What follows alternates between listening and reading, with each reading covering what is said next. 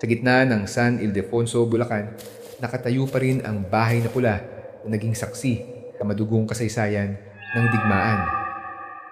Noong World War II, ginawa itong garrison ng mga sundalong Hapon kung saan daan-daang babae ang dinukot mula sa karatig bayan at isinilid sa loob ng malawak na mansyon. Sa dilim ng gabi, naroon ang mga iyak at daing na hindi na nakalabas sa makapal na pader ng lumang bahay.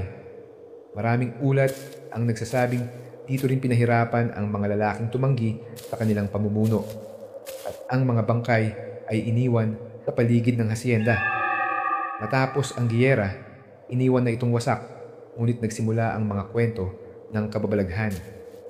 Ayon sa mga residente, may naririnig na kaluskos ng mga paa sa lumang pasilyo, mga aninong dumaraan sa sirang bintana, at malalamig na tinig na parang humihingi ng tulong.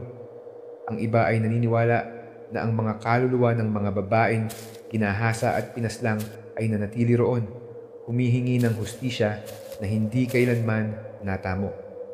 Hanggang ngayon, ang bahay na pula ay kilala bilang isa sa pinaka-inaaalamang haunted houses sa Pilipinas. Isang tunay na alamat ng lagim kung saan nagtagpo ang kasaysayan at kababalaghan.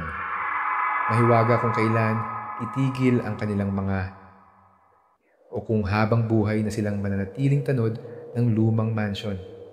Follow Alamat at Lagim para sa iba pang myths, legends at true horror stories ng Pilipinas.